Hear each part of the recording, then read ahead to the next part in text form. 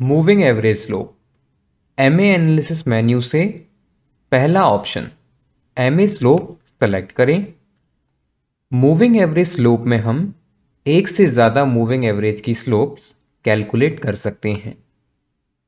MA slope का मतलब होता है कि क्या मूविंग एवरेज अपने प्रीवियस बार्स के मूविंग एवरेज से ज़्यादा है या कम है। अगर ज़्यादा है तो ये राइजिंग कहलाता है और अगर कम है तो ये फॉलिंग कहलाता है। सबसे पहले सबसे सिंपल 1 एमए स्लोप स्कैन करें। ऑप्शंस में मूविंग एवरेज, एसएमए, ईएमए या डब्ल्यूएमए सेलेक्ट करें। यहाँ एसएमए सेलेक्ट किया है, एसएमए 20 मैन्युअली एंटर किया है। मूविंग एवरेज स्टॉक प्राइस की क्लोज, हाई, लो या ओपन वैल्यूज पर भी कैलकुलेट होता है, पर ज़्यादातर ट्रेडर्स क्लोजिंग वैल्यूज पर ही कैलकुलेट किया हुआ मूविंग एवरेज यूज करते हैं। राइजिंग एंड फॉलिंग ऑप्शंस में राइजिंग सेलेक्ट किया है। Next option from minimum, from maximum और from exact 3 bars. 3 bars means n number of bars जो मैन्युअली एडिट कर सकते हैं। मिनिमम, मैक्सिमम और एग्जैक्ट ऑप्शंस क्या है, उनका मीनिंग क्या है और वो कहाँ यूज़ होते हैं। स्कैन के सेलेक्टेड ऑप्शंस को बेटर तरीके से यूज़ करने के लिए उनके बारे में फुल समझ होनी चाहिए। यहाँ मिनिमम 3 बार्स का मतलब है कि मूविंग एवरेज कम से कम लास्ट 3 बार्स या कैंडल्स से राइजिंग हो, जैसे डेली चार्ट्स पर। इस कंसेप्ट को एक इमेज की मदद से समझते हैं। एक स्टॉक अज्यूम करते हैं ABCD, उसके डेली चार्ट का ये MA है लास्ट 7 बार्स में। करंट डे बार क्लोज का मूविंग एवरेज 104 है, कल का था 103, उससे पहले 102, उससे भी पहले 101 और उससे पहले 100, फिर 99 और फिर 101। यहाँ पर मूविंग एवरेज राइजिंग है क्योंकि ये प्रीवियस डे से ऊपर है, कल भी और उससे पहले वाली बार्स में भी राइजिंग था। जैसे 4th बार में 101 100 से ऊपर है, 5th बार में 100 99 से ऊपर है, पर 6th बार में ये फॉलिंग है क्योंकि उससे पहले 101 था। यहां पर लास्ट 5 बार्स में MA राइज हो रहा है। स्कैन विंडो में देखें क्या मिनिमम 3 बार्स में ये ABCD स्टॉक स्कैन में आएगा, तो ये बिल्कुल आएगा। सिंस मिनिमम 3 बार्स का मतलब है वो सारे स्टॉक्स जहां मिनिमम 3 बार्स से या उससे ज़्यादा से मूविंग एवरेज राइजिंग है, चाहे लास्ट 5 बार से। मैक्सिमम 3 बार्स में ये स्कैन में नहीं आएगा क्योंकि 5 बार से राइजिंग है, 3 बार से नहीं। मैक्सिमम का मतलब है कि ज़्यादा से ज़्यादा n number of selected bars. अगर मैक्सिमम 7 बार्स करें तो ये स्टॉक स्कैन रिजल्ट्स में आएगा क्योंकि मैक्सिमम ऑप्शन ये डिफाइन करता है कि MA राइजिंग हो, लेकिन वो यहाँ 7 या उससे कम बार से राइजिंग हो रहा हो। फ्रॉम एग्जैक्ट बार्स में कोई मैक्सिमम या minimum n number of selected bar से नहीं, बल्कि एग्जैक्टली डिफाइंड बार से राइजिंग होने वाला MA ही स्कैन होगा। यहाँ फ्रॉम एग्जैक्ट 7 बार से ये स्टॉक रिजल्ट्स में नहीं आएगा क्योंकि ये स्टॉक यहाँ एग्जैक्टली 5 बार से ही MA राइजिंग है। तो ये अगर एग्जैक्ट ऑप्शन के साथ 5 सेलेक्टेड होगा तो ही स्कैन रिजल्ट्स में आएगा। इसी कॉन्सेप्ट को बेटर तरीके से समझने के लिए स्कैन रन करें। SMA 20 close rising from minimum 3 bar select करें तो वो स्टॉक स्कैन रिजल्ट्स में आएंगे जहां SMA 20 मिनिमम 3 बार से राइज हो रहा है। स्कैन रिजल्ट्स में देखें, अगर आपको स्कैन में अप ट्रेंड स्टॉक्स ही चाहिए तो यहां ये स्टॉक तो डाउन ट्रेंड में चल रहा है, लेकिन आपकी कंडीशन है कि MA मिनिमम 3 बार से राइजिंग हो तो यहां आपके सेलेक्टेड पैरामीटर्स की कंडीशन पूरी हो रही है। यहां रिजल्ट्स में सभी तरह के स्टॉक्स हैं जहां डाउन ट्रेंड है, टर्न अराउंड हुआ है और अप ट्रेंड भी है। अगर हमें स्कैन रिजल्ट्स में सिर्फ अप ट्रेंड स्टॉक्स ही चाहिए तो टेस्टिंग के लिए मिनिमम बार्स को 30 कर दीजिएगा और स्कैन रन करें। स्कैन रिजल्ट्स में देखें कि अप ट्रेंड वाले स्टॉक्स ही विजिबल हैं और ज़्यादातर डाउन ट्रेंड वाले स्टॉक्स विजिबल नहीं हैं। एक स्कैन स्ट्रेटजी या सॉफ्टवेयर को काफ़ी सारे स्टॉक मार्केट ट्रेडर्स यूज़ करते हैं, लेकिन बेस्ट रिजल्ट्स उन्हीं को मिलेंगे जो ज़्यादा से ज़्यादा रिसर्च और प्रैक्टिस करेंगे। अगर आपको केवल अप ट्रेंड वाले चाहिए तो नंबर ऑफ बार्स बढ़ाइए। मैक्सिमम ऑप्शन समझें, जो यूज़ होता है टर्न अराउंड वाले स्टॉक स्कैन करने के लिए। यहाँ 5 बार्स में हमारे एग्जाम्पल स्टॉक ABCD में भी लास्ट 5 डेज से MA राइजिंग हो रहा है। स्कैन रन करें फ्रॉम मैक्सिमम 5 बार्स।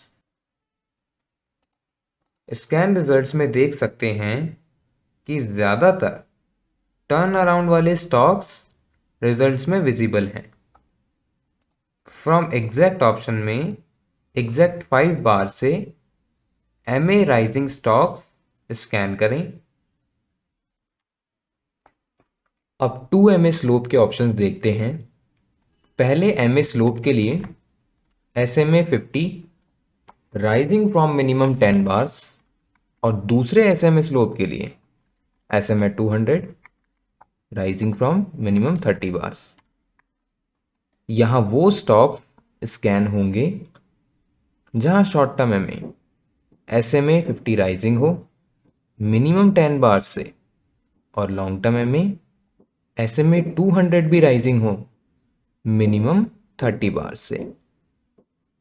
ये स्कैन वीकली टाइम फ्रेम में रन कर रहे हैं, आप किसी भी टाइम फ्रेम में कर सकते हैं। अब स्कैन करें।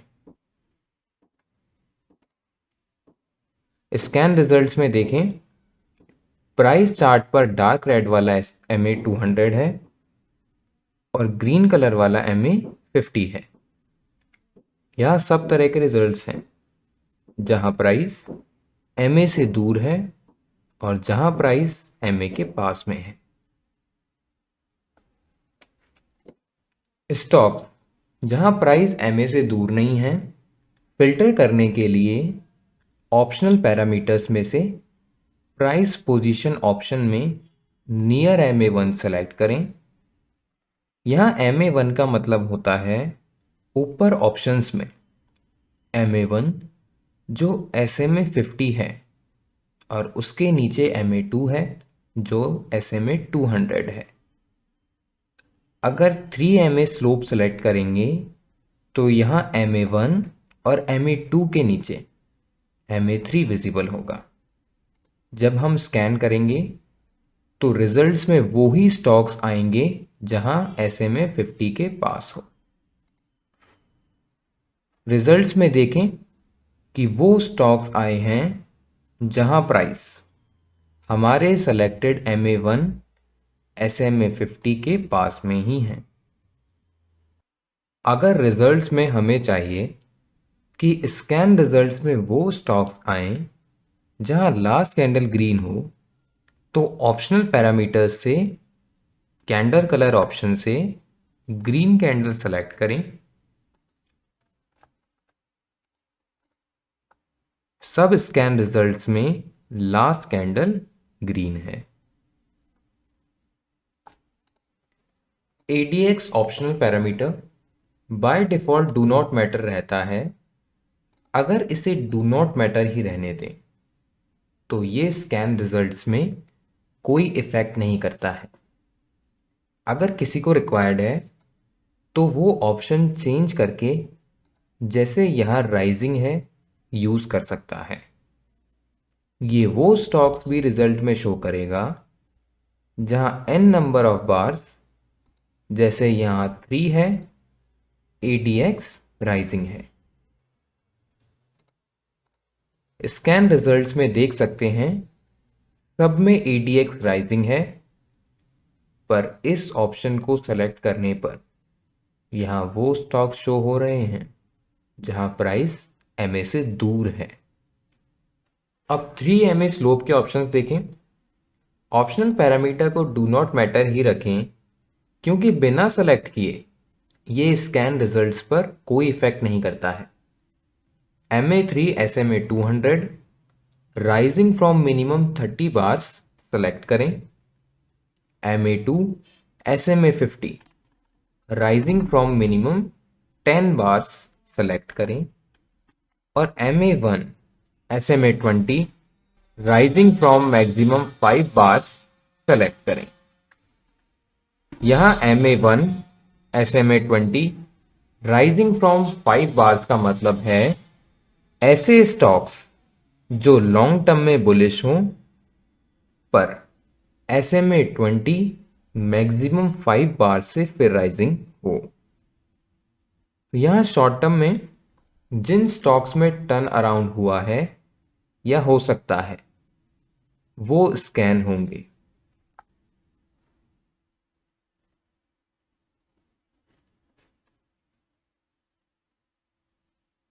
स्कैन रिजल्ट्स को वॉच लिस्ट में सेव करने के लिए स्कैन रिजल्ट विंडो में किसी भी एक स्टॉक के प्राइस चार्ट पर क्लिक करें, फिर कीबोर्ड पर एस लेटर की को प्रेस करें। वहां एक विंडो ओपन होगी, उसे अपने पसंद के नाम, जैसे यहां 3SMA स्लोप है, सेव करें।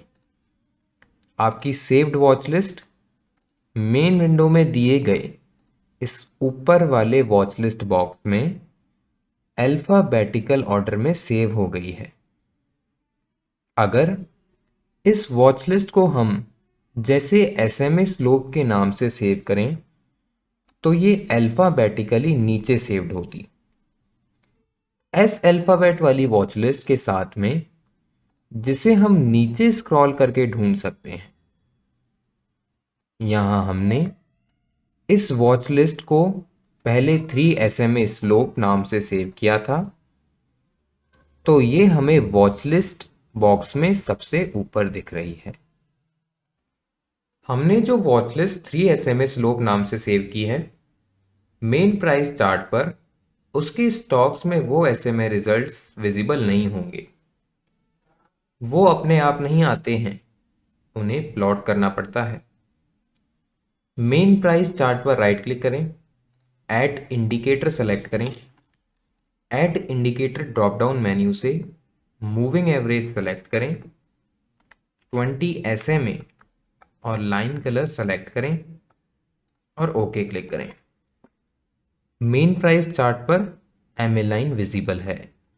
ऐसे ही 50 और 200 SMA प्लॉट करें।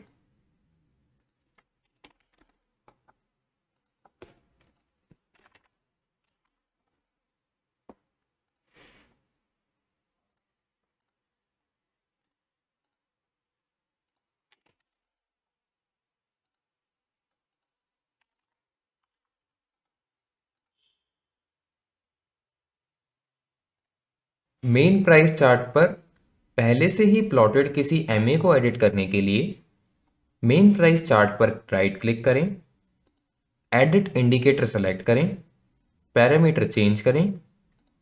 जैसे यहां 20 SMA को 200 SMA किया है, लाइन कलर चेंज करें और ओके क्लिक करें।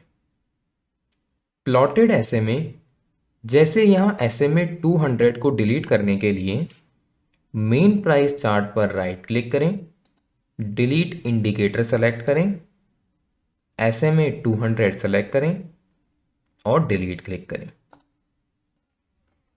फॉलिंग 1 MA स्लोप स्कैन करें। ऑप्शंस में SMA 50 falling from minimum n number of bars, जैसे यहाँ 10 है, सेलेक्ट करें और स्कैन करें।